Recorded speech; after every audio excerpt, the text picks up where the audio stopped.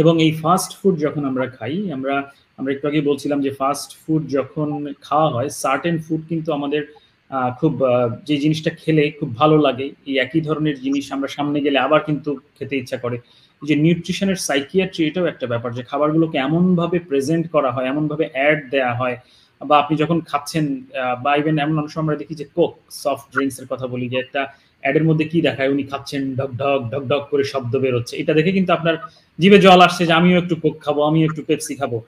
So এই যে আপনার সাইকিয়াট্রি, আপনার আমরা আগে শুনেছিলাম যে আমরা আসক্তির কথা বলেছি, মাদক আসক্ত, মাদক দেখে সেটার প্রতি যে আসক্তি। তারপর আমরা বলেছি যে ভার্চুয়াল আসক্তি, আপনি যখন সোশ্যাল মিডিয়ায় যাচ্ছেন, কেউ লাইক দিচ্ছে, কেউ সেটা দেখে যখন আপনার ভালো লাগছে, এই খাবার দেখেও কিন্তু আপনার ভালো লাগার কাজটা। সো আপনার মেন্টালিটি, মানে আপনি আপনি কিভাবে প্রভাবিত হবেন, সেই সাইকিয়াট্রি কিন্তু এই সব বিজনেস ব্যাকগ্রাউন্ডরা ব্যবহার করছে। এবং এর ফলে আপনি দেখে এটার প্রতি কিন্তু ফিল করছেন যে আমাকে এটা খেতে হবে। এটা আপনার এই উপকারী ব্যাকটেরিয়াগুলোকে কিন্তু কমিয়ে দিচ্ছে, আপনার ইনফ্লামেশন বাড়িয়ে দিচ্ছে।